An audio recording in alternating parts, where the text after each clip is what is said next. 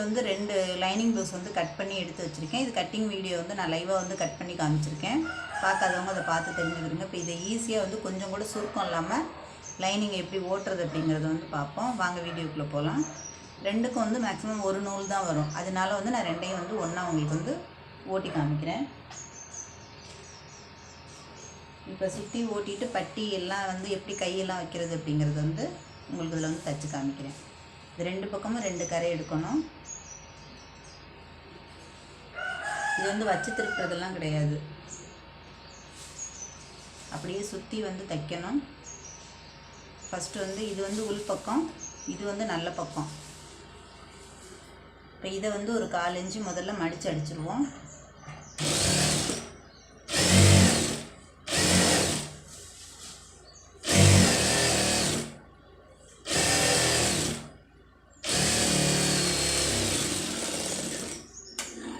இப்போ நீட்டாக நமக்கு வந்து கிராஸ் இல்லாமல் நேராக வந்து ஓட்டியாச்சு. இப்போ இதை வந்து இந்த கிளாத்தை அதாவது மெயின் பீஸை கீழே போட்டுட்டு லைனிங்கை வந்து பிரிச்சுக்கிறோங்க. பிரிச்சுட்டு மேலே அளவு கரெக்டாக இருக்கா அப்படிங்கிறத வந்து செக் பண்ணிக்கிறோங்க. இந்த அளவு அப்படியே வந்து இதில் வந்து இதை மடிச்சுங்க. அதாவது மெயின் பீஸை வந்து மடிக்கணும், லைனிங்கை வந்து மடிக்கக்கூடாது.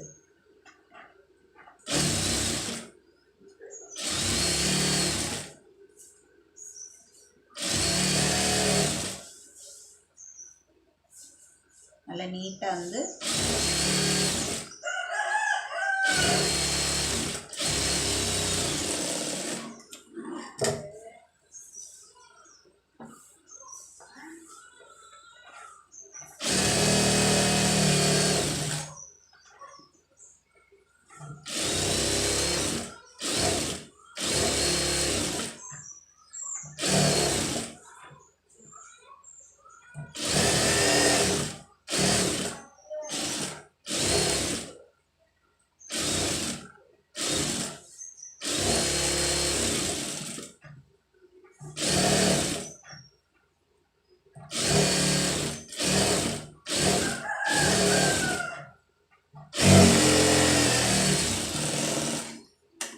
இப்போ இந்த சென்டர் டாட் வந்து கரெக்டாக பிடிச்சிருங்க.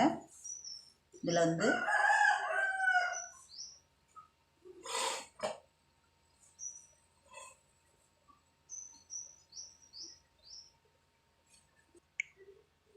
கரெக்டாக இது 2ஐயும் ஒன்று சேர்த்துக்கிறோங்க. இந்த ஷோல்டரோட சென்டர் பார்த்துக்கிறோங்க.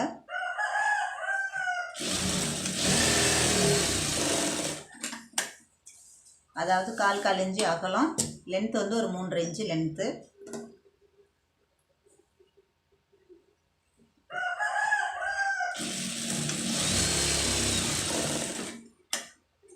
நம்ம லாஸ்ட்டாக வந்து சுற்றி கரைச்சி விட்றதெல்லாம் சுற்றி லாஸ்ட்டாக வந்து கரைச்சி விட்டுக்கலாம்.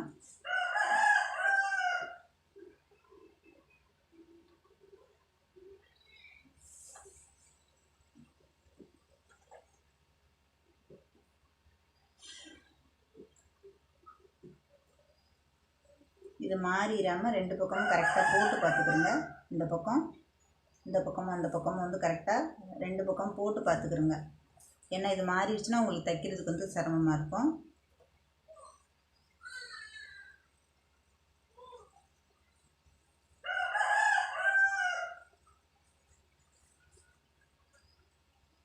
நல்ல கிராஸ் கரெக்டாக இருக்கான்னு பாருங்க. எந்த பக்கம் வச்சு ஓட்டணும் அப்படிங்கிறத வந்து சொல்கிறேன்.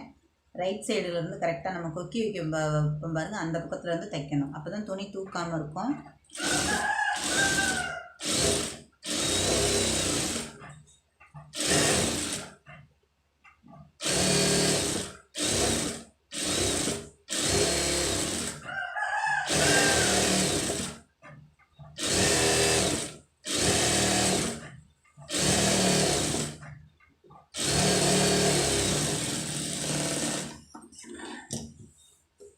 இந்த பக்கம் திருப்பி பார்க்கணும். இந்த மாதிரி லூஸ் இருக்கா அப்படிங்கிறத பார்த்துட்டு அதுக்கப்புறம் வந்து வைங்க.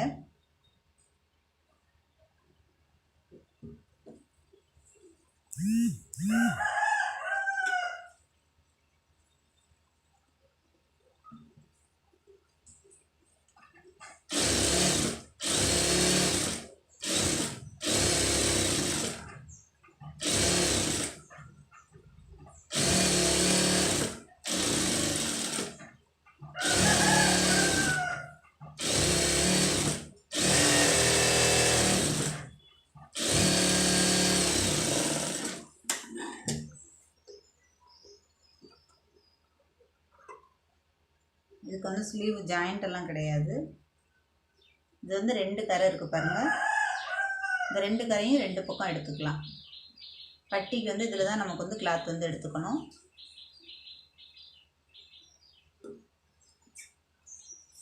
இதை 2ஆக பிரிச்சுக்கிடுங்க. பிரிச்சுட்டு ஒவ்வொரு பக்கமாக கை வந்து போட்டுக்கிடுங்க. துணியை வந்து வேஸ்ட் பண்ணாமல் இந்த பக்கம் பிரிச்சுட்டு நமக்கு எந்த அளவுக்கு தேவையோ கொஞ்சம் ஒரு 1/4 இன்ச்சு விட்டுட்டு மீதி வந்து கட் பண்ணிக்கிறேங்க. இப்போ இதில் இருக்கிற பீஸ் வந்து 2லேயும் நமக்கு வந்து இவ்வளோ பீஸ் வந்து மீதி வரும். டிசைன் எல்லாம் எதுவும் கிடையாது. இது வந்து ஒரு பட்டிக்கு யூஸ் ஆகும். அதே மாதிரி இன்னொரு கிளாத் எடுத்து வச்சுருக்கோம் பாருங்கள், அதுவும் வந்து இன்னொரு பட்டிக்கு நமக்கு வந்து யூஸ் ஆகும். இப்போ இதில் வந்து நான் வந்து லைனிங் பீஸ் வந்து கணக்காக கட் பண்ணியிருக்கேன். ஹைட்டு இருக்கிற லென்த்து அப்படியே கட் பண்ணியிருக்கேன். மேலே மட்டும்தான் தையலுக்கு சேர்த்து கட் பண்ணியிருக்கேன். அப்போ நமக்கு வந்து லைனிங்கை மடிக்கக்கூடாது, மெயின் பீஸை மாத்திரம் இந்த அளவுக்கு மடிக்கணும். எம்மிங் போட வேண்டாம், சும்மா அப்படியே தையல் போட்டுருங்க. கரெக்டாக அந்த உட்டில் பார்த்து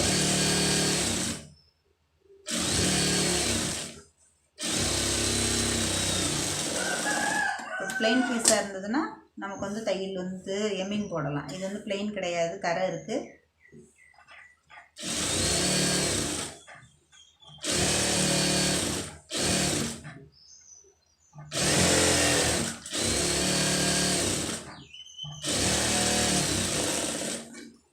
இப்போ ஒரு ஸ்லீவ் வந்து பாருங்கள் கொஞ்சம் கூட சுருக்கம் இல்லாமல் நீட்டாக ஓட்டியாச்சு. இப்போ ஒரு பக்கம் அதே மாதிரி இப்போ இந்த பக்கமும் நமக்கு வந்து கரை இருக்குது. இந்த கரை பகுதியை வந்து எப்படி எடுக்கணுங்கிறத வந்து சொல்கிறேன் உங்களுக்கு.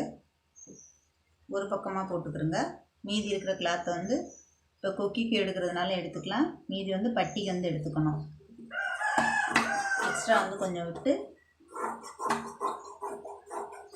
தாராளமாக இப்போ நமக்கு வந்து இதில் வந்து பட்டி எல்லாமே வந்து இந்த கிளாத்தில் வந்து எடுத்துக்கலாம். நம்ம அந்த ஸ்லீவ் எப்படி ஓட்டினோமோ அதே மாதிரி லைனிங்கை மடிக்காமல் மெயின் பீஸ் மாத்திரம் மடித்து தையல் ஓட்டணும்.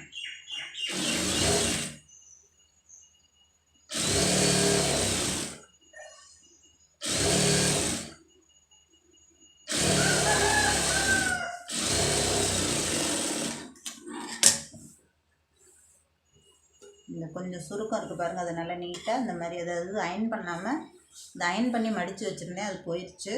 அதுக்கு திரும்ப சுருங்கி இருக்குது. அதனால் அதை எடுத்து விட்டுட்டு இதில் நீங்கள் 2 தையல் வேணாலும் தாராளமாக போட்டுக்கலாம்.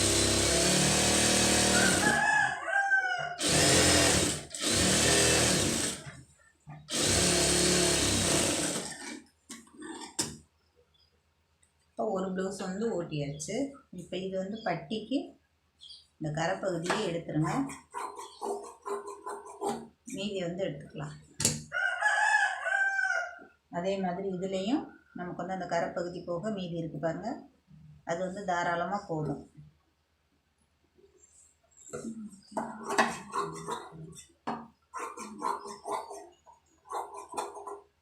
இதை எடுத்து வச்சுட்டு இந்த 2 பீஸையும் வச்சு நம்ம பட்டி போட்டுடலாம்.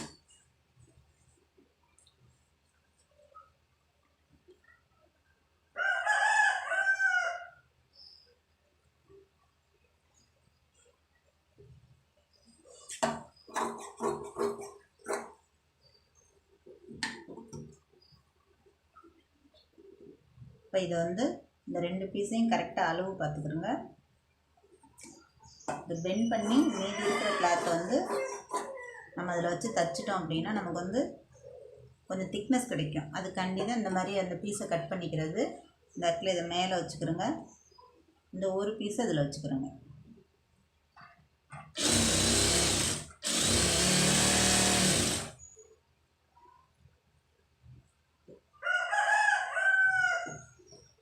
நமக்கு திக்னஸ் காண்டி இந்த கிளாத் வந்து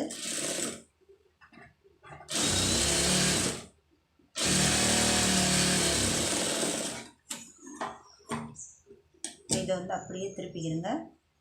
நல்லா தேய்ச்சி விடுங்க. இந்த மாதிரி இதை வச்சு இதில் ஒரு தையல் போட்டுருங்க. இது பிசுறு தெரியாமல் ஜாயின் பண்ணணும். அதனால் நான் மேலே வந்து தையல் வந்து ஓட்ட போகிறது இல்லை.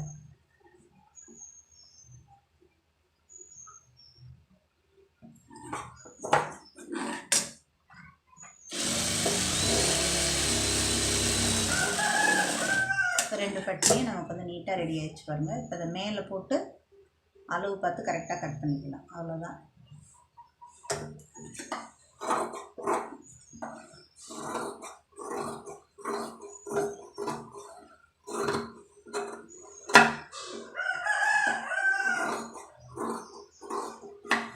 நமக்கு வந்து 2 பட்டியும் நீட்டாக நமக்கு வந்து ரெடி ஆகிடுச்சு பாருங்கள். இப்போ ஒரு ப்ளவுஸே முழுசாக வந்து முடிச்சிட்டோம். அதில் வந்து வேலை முடிஞ்சிச்சு. இப்போ அடுத்த ப்ளவுஸு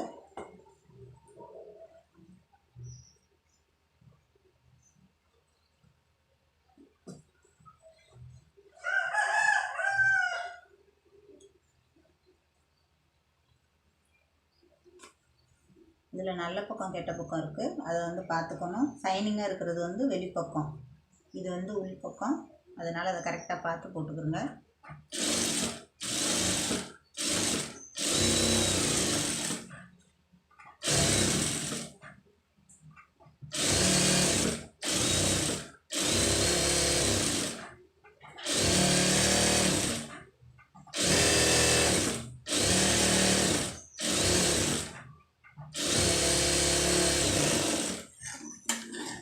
நமக்கு வந்து திருப்பி பார்க்கணும். இதில் வந்து கொஞ்சம் கூட சுருக்கம் இல்லாமல் நீட்டாக இருக்கணும். அப்போ தான் வந்து உங்களுக்கு இது கரெக்டாக இருக்கும்.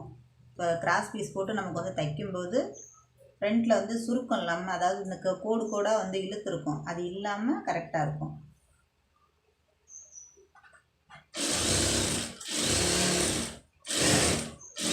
நான் எந்த பக்கமாக வச்சு ஓட்டுறேன் அப்படிங்கிறத வந்து பார்த்துக்கிடுங்க, சுருக்கம் வராமல் இருக்கிறதுக்கு.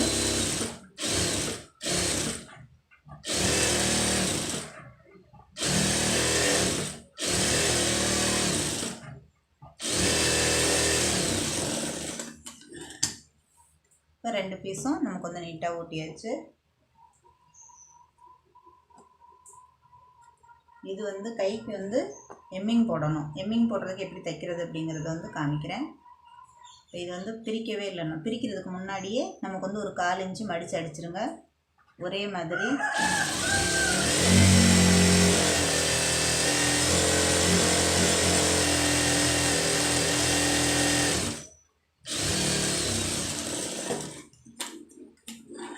இப்போ இந்த 2ஐயும் ஒன்று சேர்த்துக்கிறோங்க. இதை ஓப்பன் பண்ணிவிட்டு அதே மாதிரி இதையும் வந்து பிரித்து விட்டுக்கிறோங்க.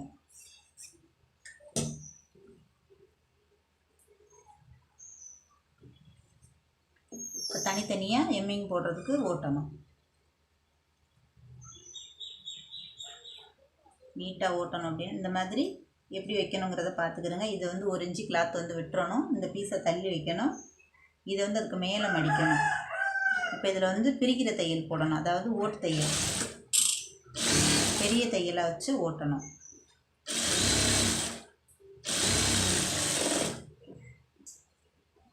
அதாவது எம்மிங் பண்ணிவிட்டு நமக்கு வந்து ஈஸியாக இருக்கும் பிரித்து விடுறதுக்கு, அதுக்காண்டி அந்த மாதிரி வச்சு ஓட்டணும். லைனிங் காரணத்தை கொண்டு லைனிங் மடிக்கக்கூடாது, ஹைட்டு குறைஞ்சிரும்.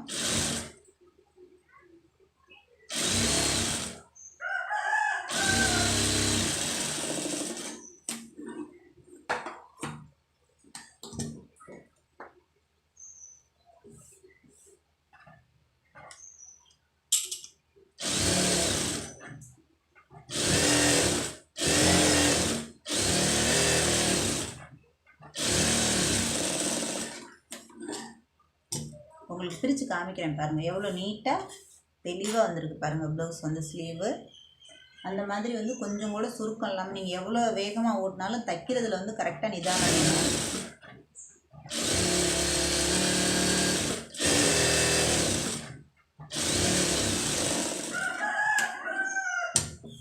அவ்வளோதான். இப்போ வந்து பாருங்கள், நமக்கு வந்து ஒரு 10 நிமிஷம் கூட ஆகாது இது வந்து ஓட்டுறதுக்கு.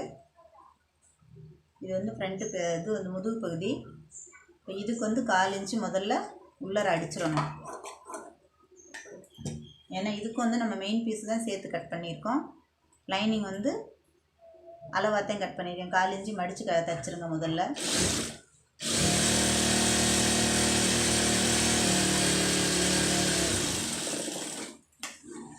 இப்போ பார்த்தீங்கன்னா தெரியும், நமக்கு வந்து நேர் வந்து இதில் வந்து ரெடி பண்ணியாச்சு.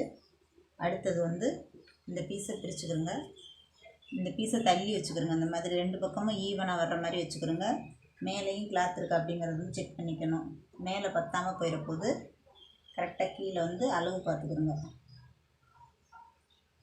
எவ்வளோக்கு எவ்வளோ கீழே மடித்து கம்மியாக அடிக்கிறீங்களோ அந்த அளவுக்கு மேலே வந்து கிளாத் இருக்கும் உங்களுக்கு. கீழே ரொம்ப பட்டையாக அடிச்சிட்டிங்கன்னா நம்ம அளவு கம்மியாக கட் பண்ணியிருந்தோம்னா பத்தாமல் போயிடும். அதுக்காண்டி தான் இதை வந்து மெயின் பீஸை தான் மடிக்கணும், லைனிங்கை மடிக்கக்கூடாது.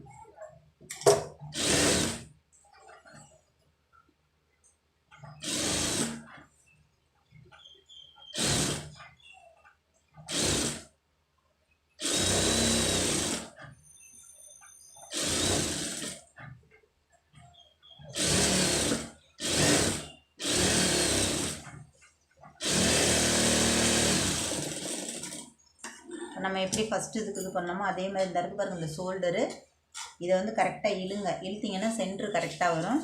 அதை வந்து ப்ளவுஸில் அளந்து பார்த்துக்கிறோங்க. அளவு ப்ளவுஸில் எவ்வளோ இருக்குது அப்படின்னு அதை வந்து டாட்டாக பிடிச்சிருங்க. இப்போ நமக்கு வந்து 2 ப்ளவுஸும் வந்து ஒரே கலரில் இருந்ததுனால உங்களுக்கு வந்து தைக்கிறதுக்கு ரொம்ப ஈஸியாக இருக்கும்.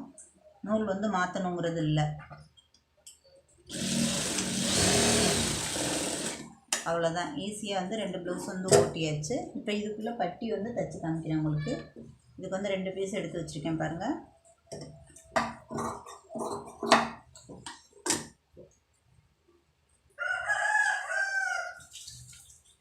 அதே மாதிரி இதுலேயும் வந்து கிளாத் வந்து இருக்குது.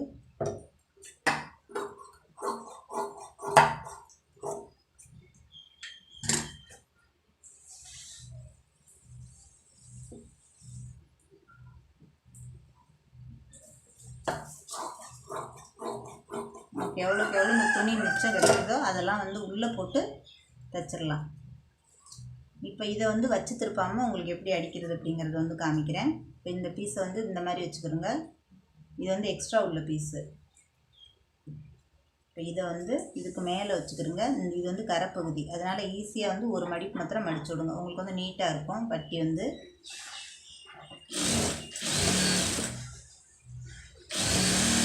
பட்டி எப்படி வேணாலும் தைக்கலாம் அப்படிங்கிறதுக்கு இந்த மாதிரி உங்களுக்கு நான் வந்து தைச்சி காமிச்சிருக்கேன். இந்த எக்ஸ்ட்ரா உள்ளதை அவ்வளோதான். இப்போ அதே மாதிரி இன்னொரு பட்டி நான் உங்களுக்கு தைச்சி காமிக்கிறேன்.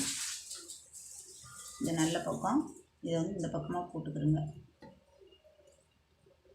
இதில் வந்து இந்த பீஸை வந்து உள்ளே போட்டுக்கிறோங்க திக்னஸ்காண்டி. நமக்கு எவ்வளோக்கு எவ்வளோ திக்னஸ்க்கு துணி போடுறீங்களோ அந்த அளவுக்கு வந்து பட்டி நல்லாயிருக்கும்.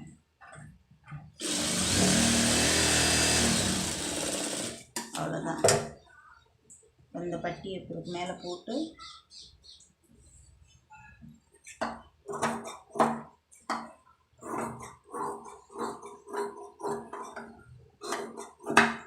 அவ்வளோதான். அப்போ நமக்கு வந்து நீட்டாக பட்டி 2 பட்டியும் ரெடி ஆகிடுச்சு பாருங்கள். சுற்றி ஓட்டுறது ஃபுல்லாக நான் வந்து எல்லாமே கரைச்சி விட்டுக்கிறேன். எடுத்து நீட்டாக அந்த கரைச்சி விடுறதுக்கு கொஞ்சம் லேட் ஆயிரும், அதனால் வீடியோ ரொம்ப லென்த்தாக இருக்கும். அதனால் இதோட முடிச்சுக்கலாம். இப்போ நீட்டாக சுருக்கம் இல்லாமல் எப்படி வந்து ப்ளவுஸ் வந்து ஓட்டுறது அப்படிங்கிறது வந்து பார்த்துருக்கீங்க. தொடர்ந்து நான் போடுற வீடியோ ஃபுல்லாக பாருங்கள். சேனலுக்கு வந்து சப்போர்ட் பண்ணுங்கள்.